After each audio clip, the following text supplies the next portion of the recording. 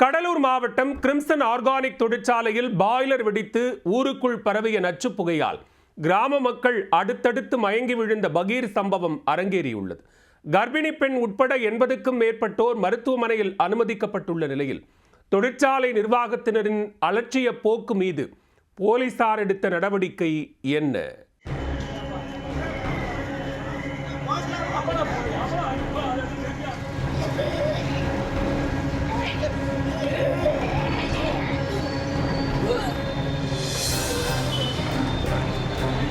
தொழிற்சாலை நச்சுப்புகை கசிவால் பாதிக்கப்பட்ட பெண்கள் சுவாசிக்க முடியாமல் மருத்துவமனையில் திணறும் பகீர் காட்சிகள் தான் இவை. சுவாசிக்கும் காற்றில் ரசாயன புகை பரவும் அளவுக்கு அலட்சியமாக செயல்பட்ட தொழிற்சாலை நிர்வாகத்தினர் மீது போலீசார் நடவடிக்கை எடுப்பார்களா? பொதுமக்களின் பாதுகாப்பை உறுதி செய்வார்களா?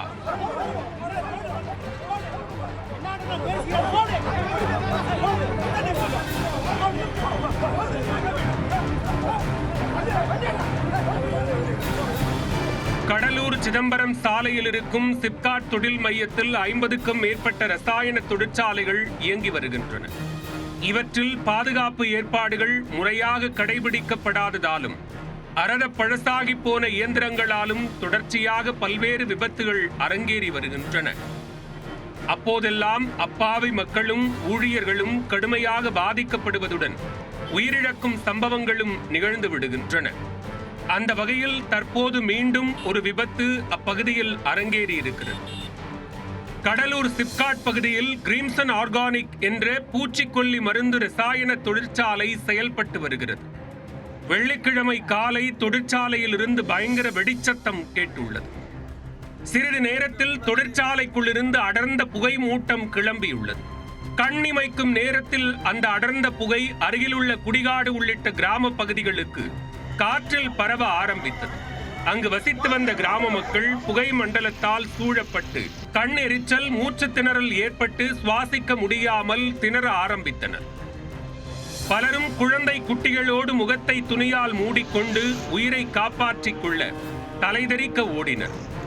அந்த ரசாயன வாயுவின் தாக்கத்தை தாங்க முடியாமல் பெண்கள், முதியவர்கள் என அடுத்தடுத்து மயங்கி விட ஆரம்பித்தனர். இதனால் ஆத்திரமடைந்த இளைஞர்கள் உள்ளிட்டோர் முகத்தை துணியால் மூடியபடி தொழிற்சாலைக்கு சென்றனர். பொதுமக்களின் உயிரை துச்சமாக நினைத்து செயல்படும் தொழிற்சாலையின் முகப்பு அலுவலகத்தையும் வாட்ச்மேன் அலுவலகத்தையும் அடித்து நொறுக்கினர். மேலும் அங்கு பணியில் இருந்த ஊழியர்களிடமும் கடும் வாக்குவாதத்தில் ஈடுபட்டனர்.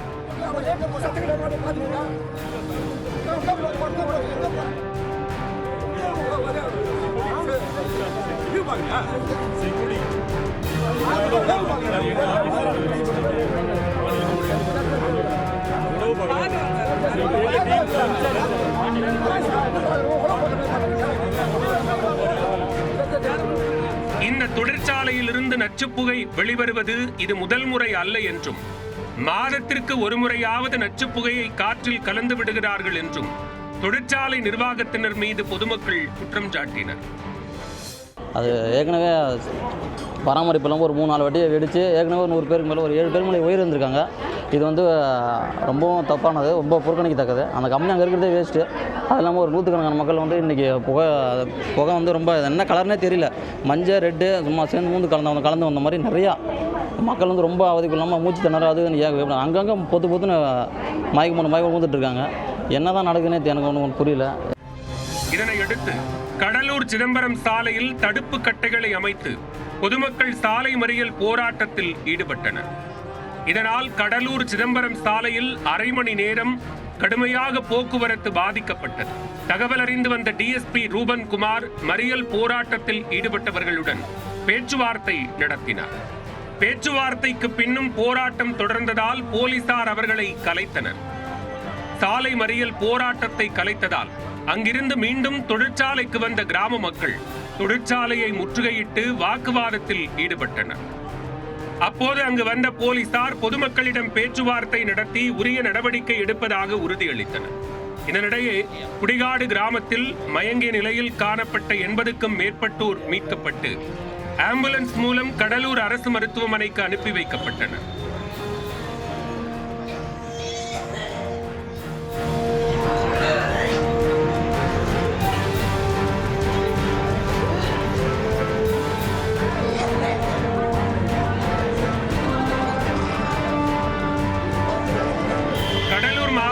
டிஎஸ்பி ஜெயக்குமார், வருவாய் கோட்டாட்சியர் சுந்தர்ராஜன், தாசில்தார் மகேஷ் ஆகியோர் சம்பவ இடத்திற்கு விரைந்து வந்தனர். பின்னர் தொழிற்சாலை வளாகத்திற்குள் சென்று தீவிர விசாரணை மேற்கொண்டனர். பாய்லருக்கு செல்லக்கூடிய பைப் திடீரென்று அழுத்தம் தாங்காமல் வெடித்ததாகவும் அதன் மூலம் பாதிப்புகள் ஏற்பட்டதாகவும் முதற்கட்ட விசாரணையில் தெரிய வந்துள்ளது. பாதிக்கப்பட்ட பொதுமக்களிடம் விசாரித்த போது கண்களில் பீதியுடன் நடந்தது குறித்து விவரித்தனர். ஒரு 2000 பேருக்கு மேலே நாங்கள் அந்த கம்பெனியை சூழ்ந்துருக்கோம். எந்த ஒரு தற்காப்பு நடவடிக்கை கூட எங்களுக்காக எடுக்க மாட்டுறாங்க, எச்சரிக்கை கூட கொடுக்க மாட்டுறாங்க. பாதிக்கப்பட்ட பிறகு நாங்கள் என்ன பண்ணுறது? பாதிப்பு தெரிஞ்ச உடனே எங்களை காப்பாற்றணும்ல. அதனால் இதை அரசு விரைந்து நடவடிக்கை எடுத்து அந்த கம்பெனியும் கொஞ்சம் டைட் பண்ணி எங்களுக்கு பொதுமக்களை பாதுகாக்கிற மாதிரி ஏதாவது ஒன்று சரி பண்ணி கொடுக்கணும். சவுண்டு மட்டும் தான் கேட்டுது. அப்போ பார்த்தா ஒரே புகை மூட்டம் ஆகிடுச்சு எல்லா இடமும். அப்புறம் தான் நாங்கள் உள்ள கம்பெனி போய் பார்த்துட்டு தான் திரும்ப உடனே மக்கள் என்ன ஆச்சுன்னு பார்த்தா ஆம்புலன்ஸ் கொண்டு வந்து வர சொல்லி எல்லாரும் பண்ணிட்டு வந்து அட்மிஷன் போட்டுருக்கோம். கடந்த 2021ஆம் ஆண்டு இதே போன்று பாய்லர் வெடித்து நச்சு புகை கசிந்ததாகவும் அப்போது ஒரு பெண் உட்பட 4 பேர் உயிரிழந்ததாகவும் குறிப்பிட்ட பொதுமக்கள் தொழிற்சாலை நிர்வாகத்தினர் தொடர்ந்து அலட்சியத்துடன் செயல்பட்டு வருவதாக குற்றம் சாட்டினர். எரிஞ்சு கேஸ் லீக் ஆகி ஊர் மக்கள் பூரா எல்லாம் ஒருத்தர் விடாமல் எல்லாம் ஊடு எல்லாம் கதை சாத்திட்டாங்க. இருந்தாலும் எல்லாம் மயக்கம் போட்டு விட்டாங்க சார். அது இன்னும் இப்போ நாங்கள் காலையில் எல்லாரையும் கூட்டின்னு இங்கே வந்துட்டு நான் மொதல் வண்டியில். ஆனால் இதுக்கப்புறம் இன்னும் எவ்வளோ பேர் அங்கே கிடக்குறாங்க என்னன்றது போனால் தான் தெரியும். போகிறோம் அப்போ எல்லாமே கேஸ் லீக் ஆகிடுச்சு. ஊர் ஃபுல்லாக கொஞ்சம் புகையாயிடுச்சு. அது எல்லாருக்குமே அப்படியே ஒரு டிசிஃபீலாகவும் ஒரு வாமிட் சென்சிங்காகவும் உடம்பு சரியில்லாமல் ஆயிடுச்சுங்க சார். அப்புறம் அப்படியே ஆம்புலன்ஸ் வர வச்சு ஹாஸ்பிட்டலுக்கு வந்துட்டோம் சார். இதுக்கு டிசிஃபீலாக இருக்குது சார். அப்படியே உடனே மயக்கம் வர்ற மாதிரியும் கண்ணெல்லாம் அப்படியே ரொம்ப இரிட்டேஷனாக இருக்குது. கொஞ்சம் நெஞ்சு அடைக்கிற மாதிரி இருக்குது சார். இன்ஹேல் பண்ணுறது கொஞ்சம் கஷ்டமாக இருக்கிற மாதிரி இருக்குங்க சார். தொடர்ந்து இது போன்ற பாதிப்புகள் ஏற்பட்டு வருவதால் தினம்தோறும் அச்சத்துடன் வாழக்கூடிய அவலநிலை ஏற்பட்டிருப்பதாகவும் இதனால் தங்கள் வாழ்வாதாரமே கேள்விக்குறியாகியுள்ளதாகவும் பாதிக்கப்பட்டவர்கள் வேதனை தெரிவித்தனர்.